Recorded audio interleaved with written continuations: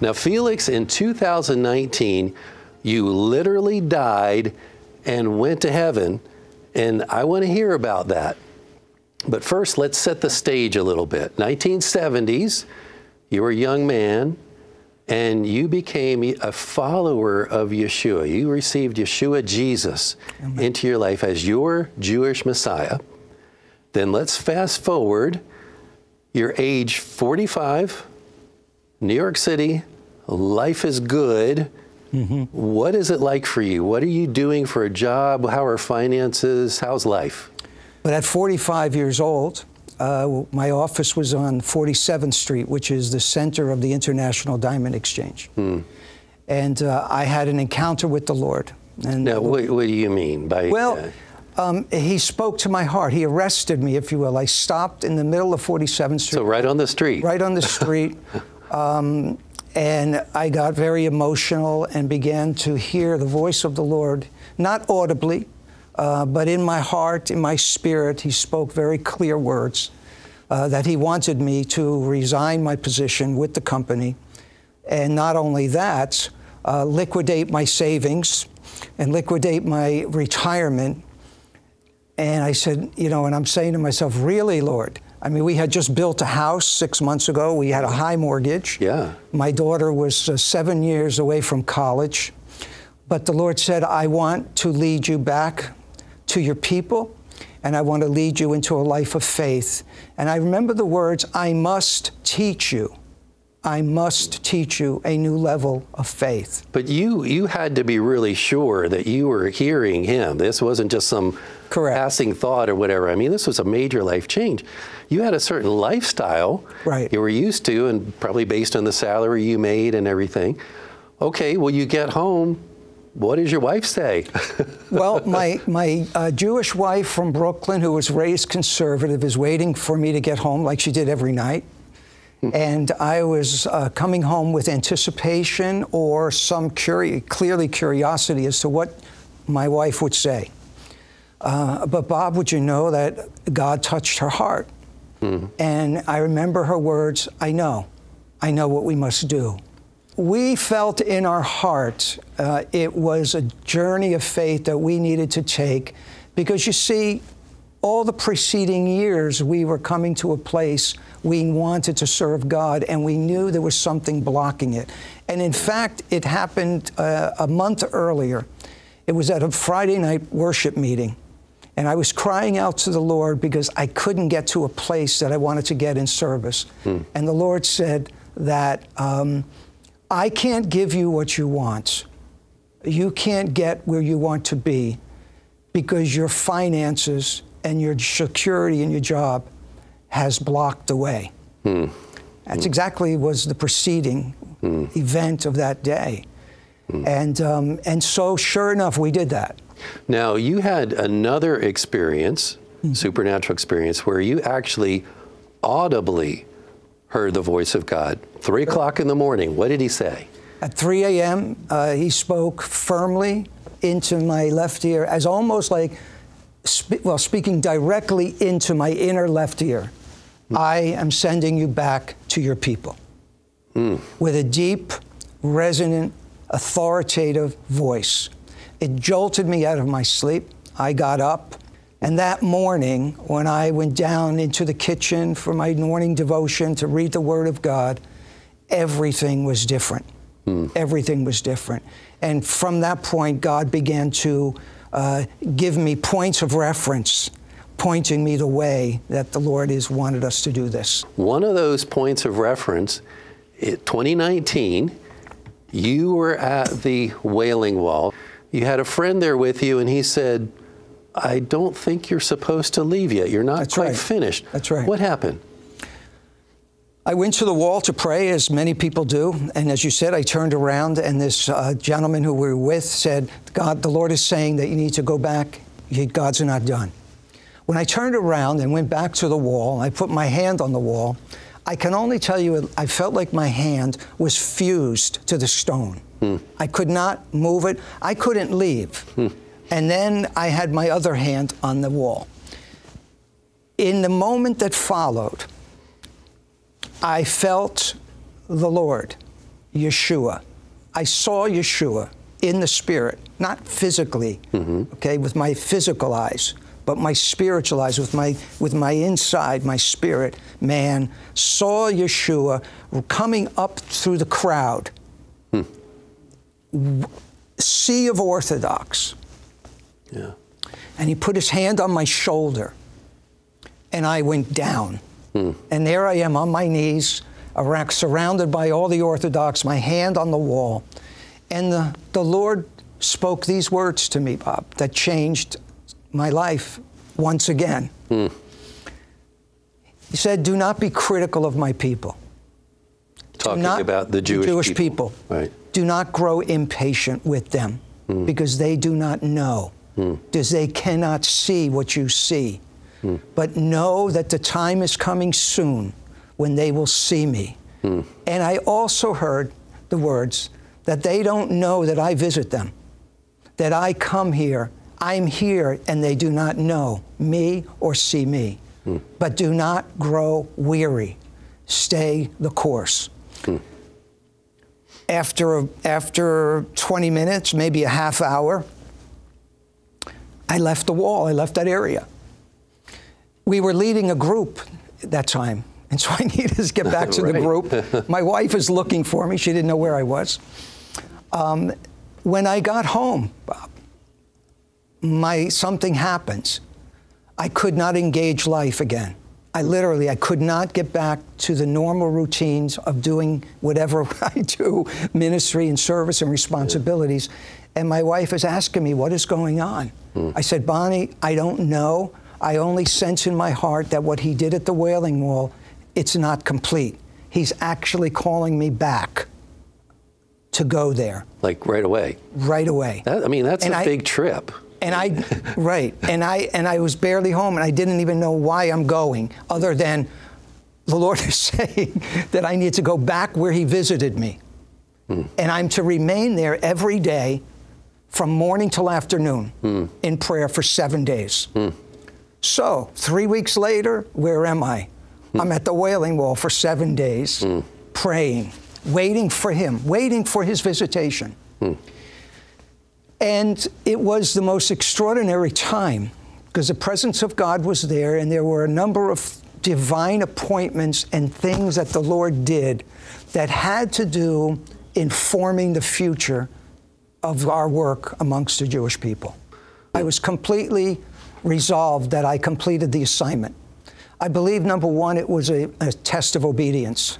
The unbelievable, the sense of getting on an airplane, flying to Israel, and not even knowing why I'm there, other than I'm going to meet the Lord at the Wailing Wall. So wonderful second trip. Yeah. Get back. You feel like you accomplished what you were supposed to there.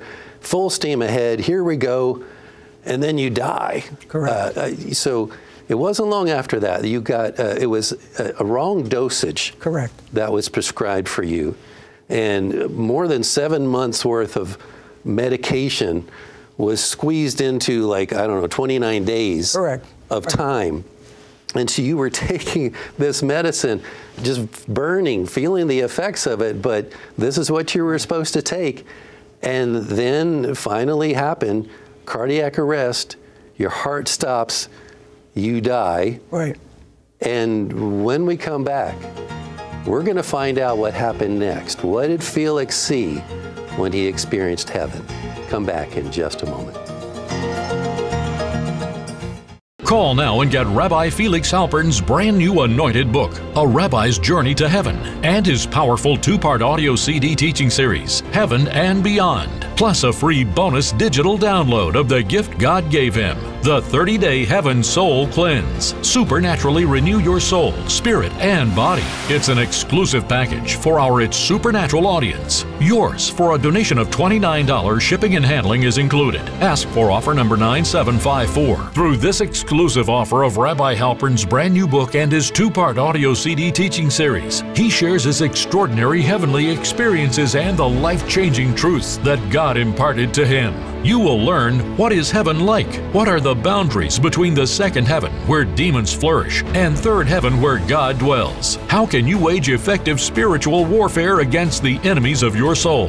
What are the keys God gave Rabbi Halpern that can cleanse your soul in a way you never thought possible before? How can you transform your prayers and live under an open heaven 24/7, free from earthly limitations and needs? On the 2-part audio CD teaching, The Rabbi Prays, for God to carry your burdens and troubles for you, for supernatural healing, deliverance, and for you to access every promise of God. Plus, you'll receive a bonus digital download of Rabbi Halpern's 30-day heavenly journey to supernaturally renew your soul, spirit, and body. Heaven's Soul Cleanse. In 30 days, you will change your whole mindset, and you will be irresistible to the glory of God descending upon you. Get ready to be filled with the glory of God.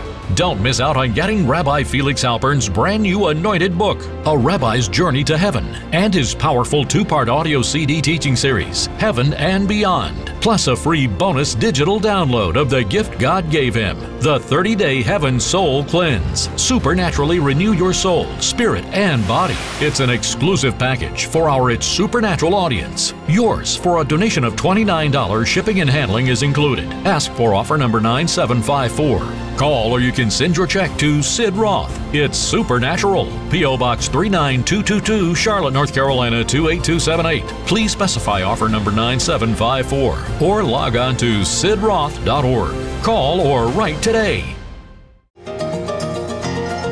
Welcome back to Something More. I'm your host, Bob Duvall. I'm here with Rabbi Felix Halpern.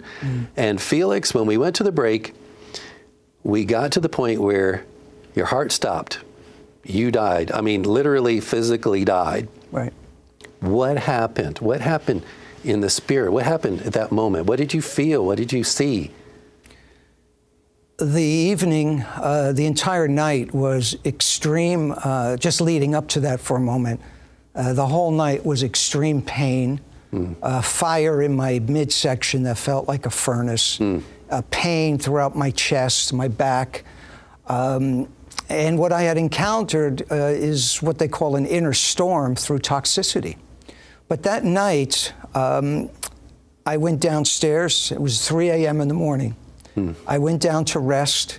I thought to be quiet, to trust the Lord, to stay in His presence, hoping it would go away, hoping things would just kind of settle down. Right.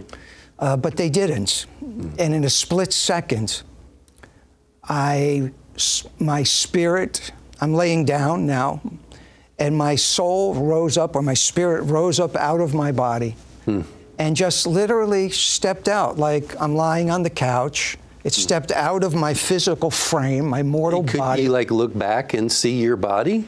Not in that moment, but when my soul began to rise to the height, right. I'm laying horizontally in the spiritual realm, but at a certain point, I was able to see my body lying on the couch, lifeless. And also, in those seconds, I saw my wife in the future planning my funeral. And I saw my children and family in the throes of tremendous grief. And I had a moment, Bob, maybe a moment is too much. You know, in the spiritual realm, there's no time. Yeah. Only here.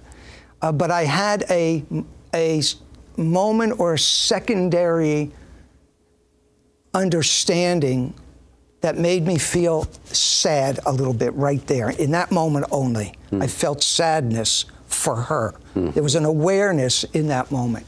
Sure. As I was lying horizontally in the spiritual realms, above on a higher level in the spiritual dimension, there was an angel over my body. His hands were moving over my body, which was a strange sensation, but I felt such peace, such joy, such trust, no fear. I almost feel, as I look back, I feel like I was one that was brought into an emergency room in the hospital, and the doctors are working on my body.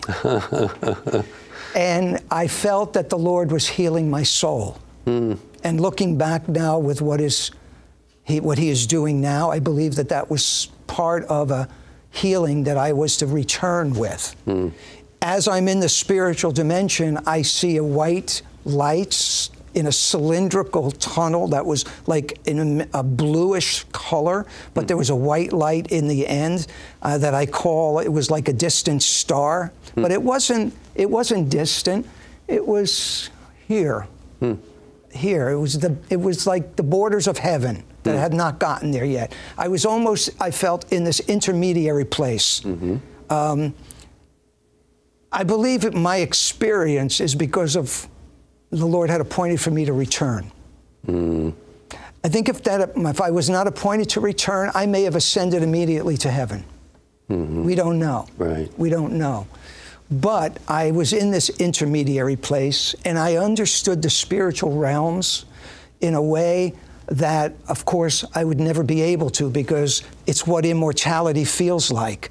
There's complete freedom. I felt complete, unhindered, unbound by anything. You know, I feel like it's what will be, I can only imagine what it will be like when we are in our incorruptible bodies, that you can translate to places in the spiritual realms. And then I went to heaven. So what was heaven like? What did it look like? What did you see? Heaven was unimaginable perfection. Perfection is not really adequate, because perfection is a human word. I don't know how you compare human perfection or perfection according to anything that we understand here to what I might say is perfection. It's perfection supreme. It's perfection of glory. It's everything the way God creates something and is never touched again. Man has never touched anything. For example, the rivers, the river that I saw, that I speak about, where I saw the redeemed on the riverbed, them speaking to one another in glorious white, radiant robe, if you will. The water was so crystal clear that it had I can explain it as it had a living quality to it. Imagine, you know, there is not a water on earth, I don't care where I would travel, to the Andes Mountains, or pick the highest place you can go to and draw water from a mountain, doesn't even compare. It's living.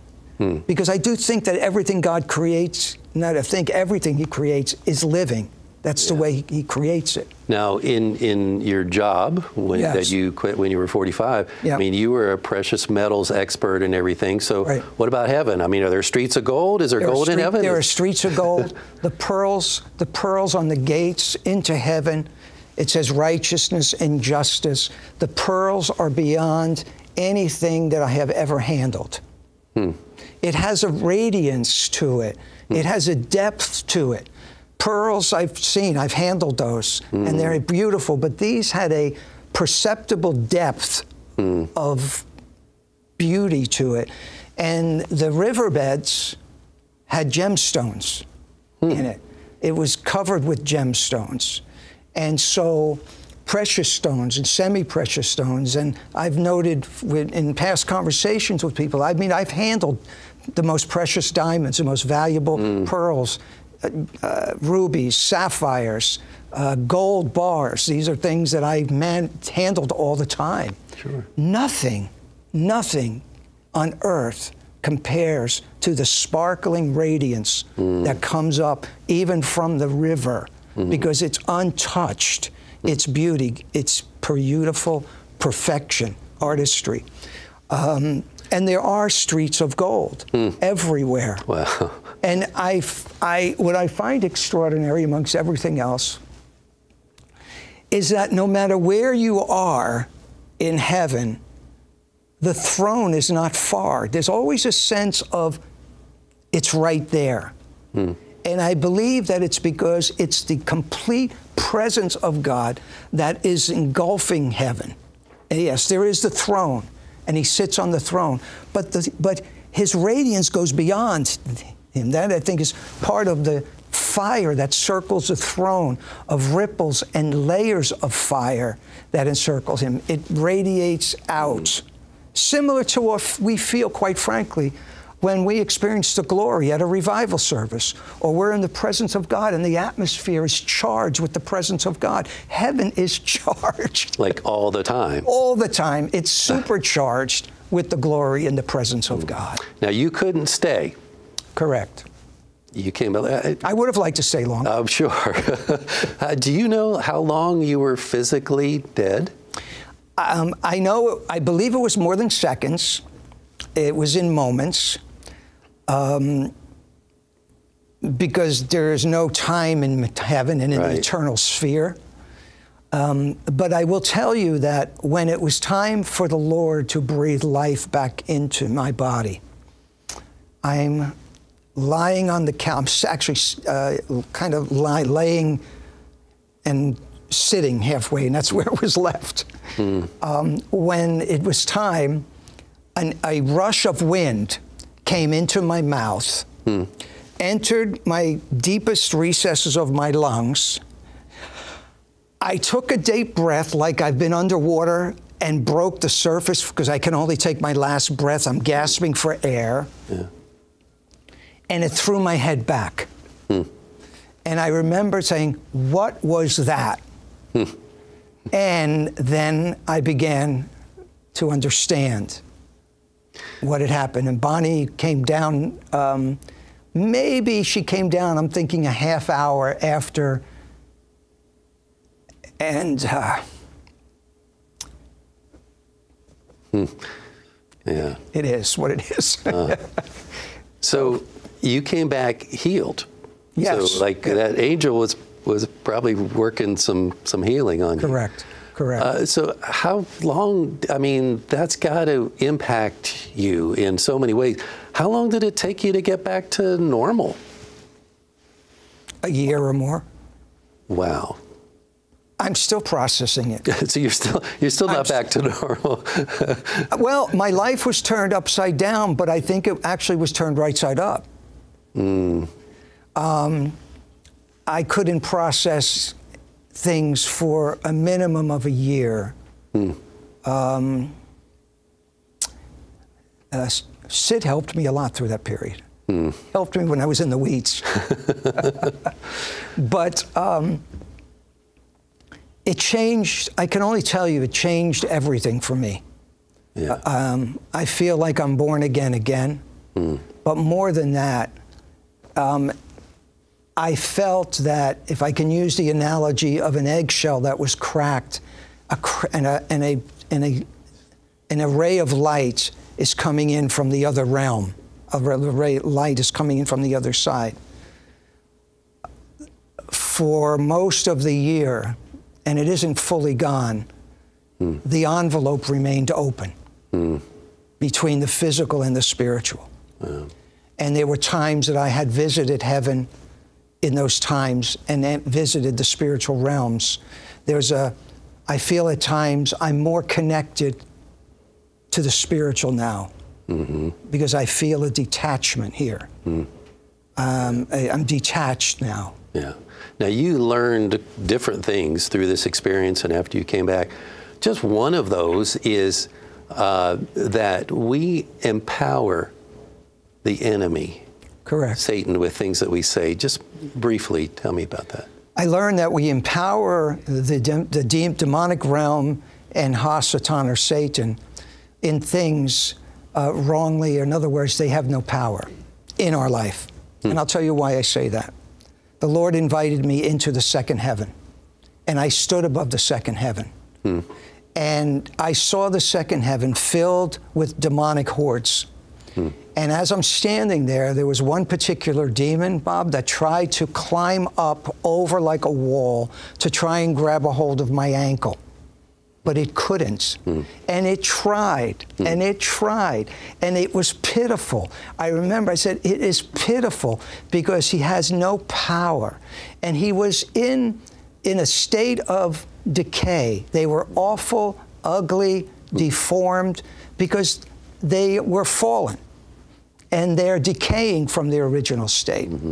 And so the reason they couldn't touch me, because of the blood of Yeshua Jesus. The blood of Yeshua that covers me, they cannot touch me. Now, I'm not saying there's not spiritual warfare. I would be naive to even suggest that. You know, Ephesians 6, our battle is not between flesh and blood, but spiritual forces of evil in the heavenly realms.